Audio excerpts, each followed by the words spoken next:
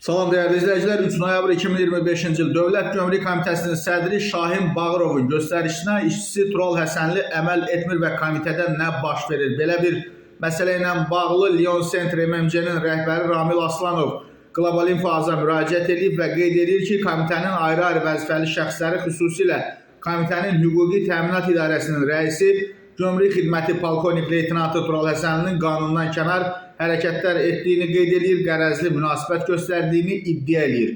Mətbuata müraciət edən iş adamı bildirir ki, həmin vəzifəli şəxslər onunla və şirkəti ilə şəxsi prinsip aparırlar. Stat: Kommersiya Məhkəməsi mənim məsələmlə bağlı şirkətimin xeyrinə qərar çıxarıb. Bundan sonra komitənin sədri Şahin Bağırovun qəbulunda oldum və razılaşma əldə edildi. Tərəfimdən ödənişlər də təmin edildi. Amma mən ödəniş eləyəndən sonra komitənin idarə rəisi Tural Həsənli məhkəmənin xeyrimə çıxardığı qətnaməsindən apellyasiya şikayəti verib. Bildiyimə görə Tural köhnə komandadandır, Şahin Bağırova xəyanət edir. O əvvəllər Naxçıvanda Vasif Talıbovun Gəmiqaya şirkətində çalışıb.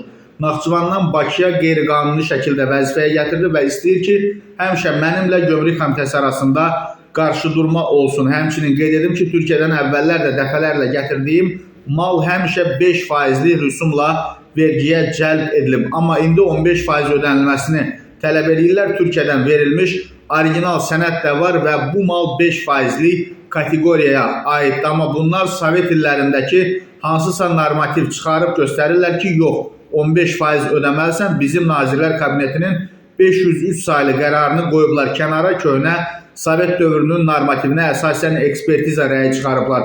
Halbuki Sovetin qanunlarına heç indi Rusiyada riayət etmirlər. Bu şəxslərin apardığı siyasət düzgün deyil, dövlət başçısının apardığı iqtisadi siyasətə zidd hərəkətlər edirlər.